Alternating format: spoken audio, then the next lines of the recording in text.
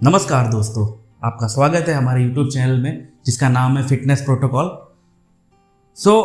आज हम बात करने वाले हैं कि जिम की फीस देना बेटर है कि हॉस्पिटल की फीस देना बेटर है।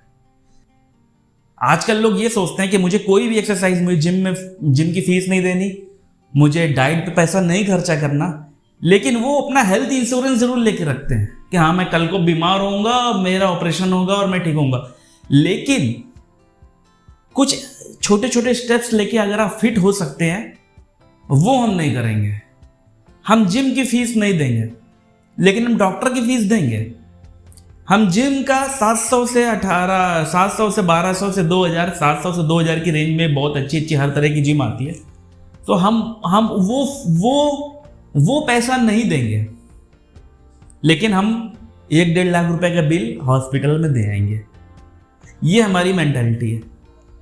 तो इसका लोग ये एक तरह का सोशल अवेयरनेस का इशू मैटर है, सोशल अवेयरनेस का विषय है ये कि हम डॉक्टर को किसी बीमारी के हो जाने के बाद उसके इलाज के लिए पैसा देने को रेडी हैं, लेकिन वो बीमारी हमको ना हो उसके लिए हम थोड़ा वर्कआउट करने को रेडी नहीं हैं। कुछ लोग कहते हैं कि बॉडी एक्सरसाइज करते हैं तो शरीर दर्द होता है। अरे यार, तो दर्द के बिना तो कुछ भी नहीं होता। जो ऑपरेशन होता है उसमें दर्द नहीं होता क्या? जब आपको कोई बीमारी हो जाती है, आपके जॉइंट खराब हो जाते हैं, कुछ हो जाता है, डायबिटीज हो जाती है, बीपी हो जाता है, तो क्या उसमें दर्द नहीं होता क्या? उसमें भी तो दर्द होता है, उसका दर्द ज़्यादा होता है। जिम में आपको 15-20 मिनट दर्द होता है, और हम जिम की बात छोड़ देते हैं, जिम को भी किनारे हटते हैं। आप कोई भी एक्सरसाइज नहीं कर रहे। अगर आप कोई एक बाइक भी खरीदते हैं तो बाइक की समय समय पे सर्विस करानी पड़ती है। ये नहीं कि आपने एक बाइक खरीद ली, उसका इंजन ऑयल चेंज नहीं करा रहे, उसकी सर्विस नहीं करा रहे, एक दिन इंजन बैठ जाएगा।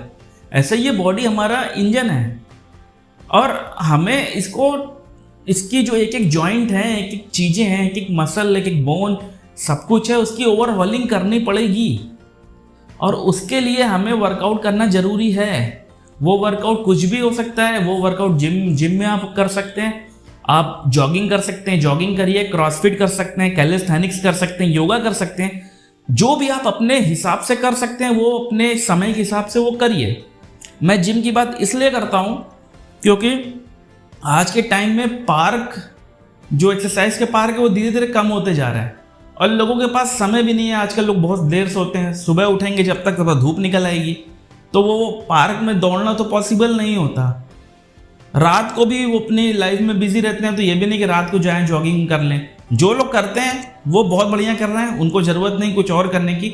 लेकिन जो लोग कुछ भी नहीं करते, जो लोग क्या करते हैं, सुबह उठते हैं, खाते हैं, काम करते हैं, खाते हैं, फिर खाते हैं, फिर सो जाते हैं, फिर सुबह उठते हैं, फिर खाते हैं, कोई फिजिकल लेबर नहीं करते, कुछ भी नहीं करते, कोई भी फिजिकल काम भी नहीं करते। उनका वर्क भी ऑफिस वर्क है, और वो सिटिंग वर्क है। तो आप बीमार होंगे क्योंकि भगवान ने भी हमको ऐसा ही बनाया कि आप कुछ कर्म करेंगे तो ही आपको कुछ मिलेगा। तो आप बॉडी को चलाएंगे तो वो चलेगी, आप बॉडी को बिठा देंगे तो वो बैठ जाएगी, और जब बैठ जाएगी तब आप भागेंगे डॉक्टर के पास। डॉक्टर आपसे अच्छी खासी फीस लेगा।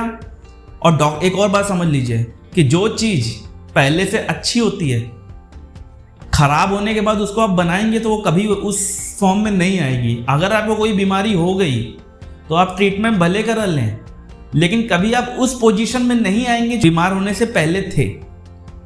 तो अच्छा यही है कि आप ये मत सोचिए कि जिम का पैसा है तो ये बर्बादी में जा रहा है, या फिर आप जो डाइट, बहुत लोग डाइट का सोचते हैं कि प्रोटीन में पैसा खर्चा होगा।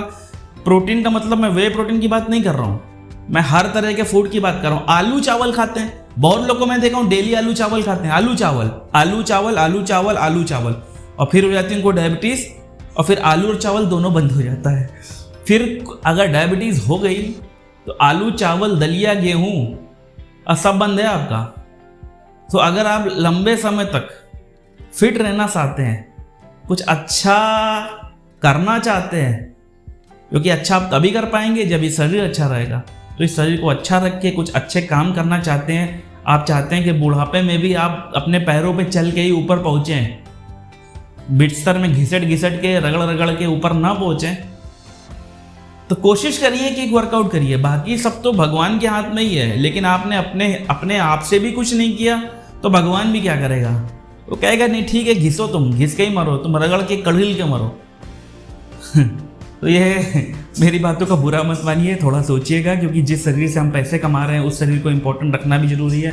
और वेद पुराण में भी कहा गया कि इस शरीर के अंदर भगवान रहते हैं, तो जिस शरीर के अंदर, जो शरीर मंदिर कहा गया है, जिस शरीर के अंदर भगवान रहते हैं उस शरीर की इज्जत करिए, उसकी पूजा करिए, और सबसे पहले अपने आप को स्वस्थ रखिए।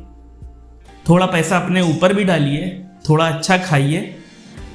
अच्छा खाइए का मतलब ये नहीं कि आप पार्टी नहीं कर रहे हैं, कुछ नहीं कर रहे हैं, आप जो भी कर रहे हैं करिए,